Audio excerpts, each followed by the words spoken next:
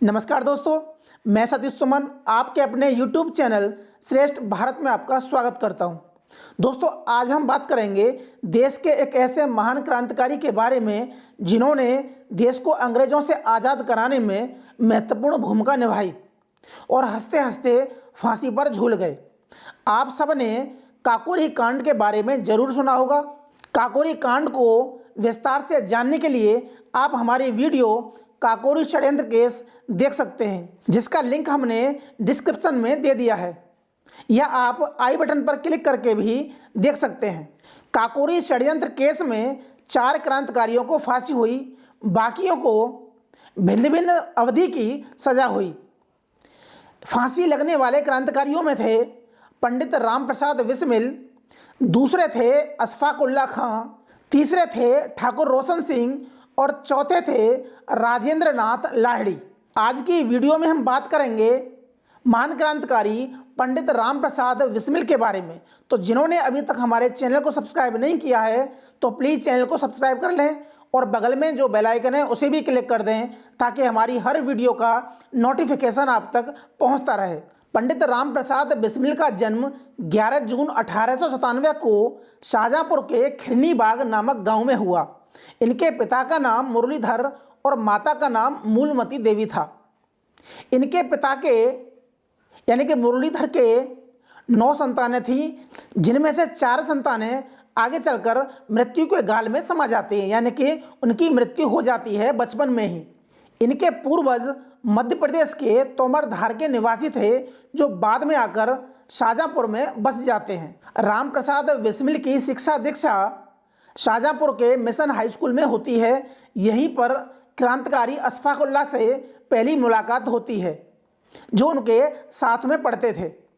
1916 में 19 वर्ष की उम्र में क्रांतिकारी जीवन में प्रवेश किया। फरवरी 1919 में चले विख्यात मैनपुरी षड्यंत्र केस के आरोपी गेंदालाल दीक्षित के साथी अभियुक्तों में राम प्रसाद बिस्मिल का भी नाम था, लेकिन पुलिस उनको पकड़ न सकी।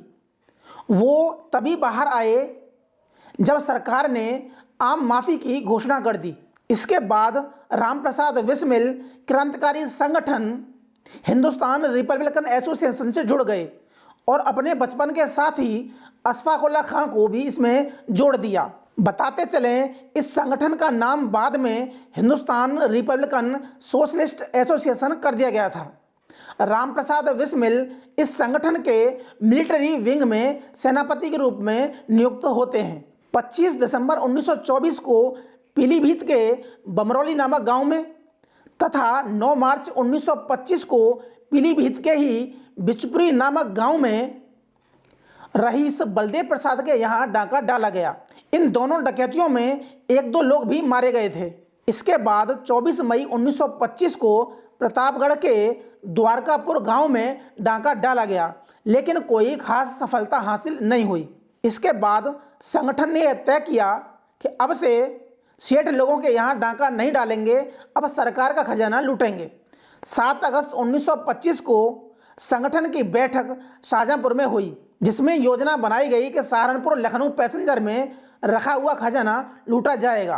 कौन क्या करेगा, ये सबके काम निर्धारित कर लिए गए थे। योजना के अनुसार 9 अगस्त 1925 को काकोरी स्टेशन के पास आउटर पर चेन पुलिंग करके ट्रेन रोकी गई, जिसमें रखा खजाना लूटा गया।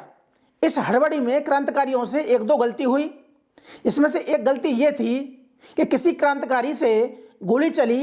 यह गोली अहमद अली नामक यात्री को लगी और उसकी मृत्यु हो जाती है। दूसरी भूल यह हुई कि क्रांतिकारी बनवारी लाल की शॉल ट्रेन में छूट जाती है और इसी की निशानदेही पर इसी शॉल को आधार बनाकर पुलिस क्रांतिकारियों तक पहुंच जाती है। इस केस को खुफिया विभाग के अधिकारी R.A. हाटन को जांच के लिए सुपुर्द कर दिया गया। क्रांतिकारी बनवारी लाल की शॉल जो ट्रेन में छूट गई थी, उस शॉल को आधार बनाकर पुलिस उनके गांव शाहजहाँपुर में पहुंच जाती है और गिरफ्तार करके लखनऊ ले आती है। बनवारी लाल कमज़ोर पड़ जाते हैं और सारे राज का खुलासा कर देते हैं। इसके बाद पुलिस सक्रिय हो जाती है और क्रांतिकारियों की धरपकड़ शुरू कर देती है। क्रांतिकारी बनवारी लाल, जिन्होंने पूरे राज का खुलासा किया था वह सरकारी गवाह बन जाते हैं। पुलिस के द्वारा 40 व्यक्तियों की गिरफ्तारी होती है, जिनमें से 21 को छोड़कर बाकी सभी को रिहा कर दिया जाता है केस दर्ज होने के पहले। अब इन 21 लोगों पर मुकदमा चलता है काकोरी षड्यंत्र केस के नाम से, जिन पर भारतीय दंड संहिता की धारा 120A, 120B और 396 जो कि डकैती की धारा है, उनके तहत मुकदमा चलता है। इन सभी क्रांतिकारियों की पैरवी के लिए मोतीलाल नेहरू की अध्यक्षता में एक कमेटी बनती है, जिसका नाम था काकोरी केस डिफेंस कमेटी, और इसके सचिव थे गणेश शंकर विद्यार्थी। क्रांतिकारियों के बचाव के लिए कलकत्ता से बैरिस्टर बुलाए गए, जिनका नाम था BK चौधरी। इनके अलावा 3 अन्य वकील थे, जिनके नाम थे चंद्रभानुगुप्त, कृपाशंकर हजेला और बाबू मोहनलाल सक्सेना। अंग्रेज सरकार की ओर से जो वकील नियुक्त किए गए थे वो थे पंडित जगत नारायण मुल्ला, उनके पुत्र आनंद नारायण मुल्ला और सहयोगी हरिश्चंद्र गुप्ता। इन तीनों ने क्रांतिकारियों के विरुद्ध में अंग्रेज सरकार के पक्ष में पैरवी की। लखनऊ के रोशनउद्दौला कचहरी में स्पेशल जज सैयद ऐनुद्दीन की अदालत में इनकी सुनवाई चली और 6 महीने बाद इस केस को सेशन न्यायालय के सुपुर्द कर दिया था, और इसके जज थे हैंगिंग जज के नाम से कुख्यात हैमिल्टन। अदालत की सुनवाई लखनऊ के रिंग थिएटर में हुई, जिसे आज GPO के नाम से जाना जाता है। 10 माह की सुनवाई के बाद 6 अप्रैल 1927 को इस केस का फैसला आया, जिसमें 3 क्रांतिकारियों को फांसी की सजा हुई, जिसमें थे राम प्रसाद बिस्मिल, ठाकुर रोशन सिंह और राजेंद्र नाथ लाहिड़ी, और बाकियों को भिन्न भिन्न अवधियों की सजा हुई। कुछ दिन बाद फरार चल रहे क्रांतिकारी अशफाक उल्लाह खां को भी गिरफ्तार कर स्पेशल अदालत बुलाई जाती है और उनको सजा मुकर्रर होती है, फांसी की सजा। इस तरह काकोरी षड्यंत्र केस में 4 क्रांतिकारियों को फांसी की सजा सुनाई जाती है और 4 क्रांतिकारियों को आजीवन कारावास यानी कि काला पानी की सजा सुनाई जाती है और बाकियों को भिन्न भिन्न अवधियों की सजा सुनाई जाती है।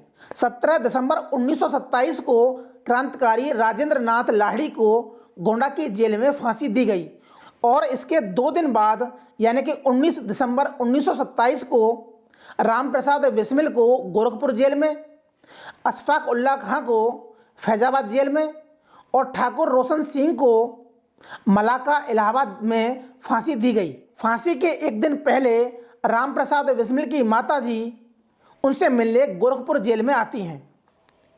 उनको देखकर राम प्रसाद बिस्मिल भावुकता में रोने लगते हैं, तो माँ ने उनको डांटा और कहा कि क्या रे राम, आज तू रो रहा है, कल तुझे फांसी होने वाली है। मैं बाहर जाकर क्या कहूँगी?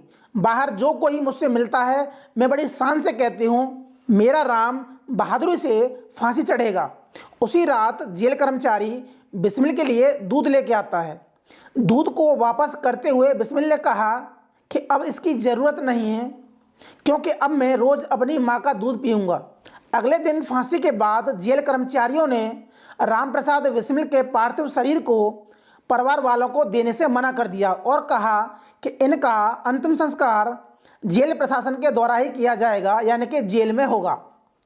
इस पर बिस्मिल की मां ने कहा कि अब जेल कर्मचारियों को एक नहीं 2 शरीरों का दाह संस्कार करना पड़ेगा, एक बिस्मिल का और एक उसकी मां का, यानी कि मेरा। काफ़ी हो हल्ला के बाद जेल अधिकारियों ने जुलूस ना निकले जाने की शर्त पर बिस्मिल के पार्थिव शरीर को घर वालों को सौंपा, लेकिन उनका जुलूस गोरखपुर में निकाला गया। जुलूस में अपने भाषण के दौरान बिस्मिल की मां ने अपने दूसरे बेटे सुशील का हाथ जयदेव कपूर के हाथों में सौंपते हुए कहा कि अब से मेरा दूसरा बेटा भी मातृभूमि के लिए समर्पित कर दिया है। बाद में उत्तर प्रदेश सरकार द्वारा शहीद बिस्मिल की मां को 60 रुपये सम्मान राशि देने की घोषणा की जाती है। जब सचिव स्तर का अधिकारी सम्मान राशि देने के लिए पंडित बिस्मिल के घर पहुंचता है तो उनकी मां ने इस सम्मान राशि को लेने से मना कर दिया और कहा मुझे अपने बेटे के बलिदान की कीमत नहीं चाहिए। इस दिलेर और साहसी मां को सलाम करते हुए आज की वीडियो में सिर्फ इतना ही। मिलते हैं हम अगली वीडियो में, तब तक के लिए नमस्कार।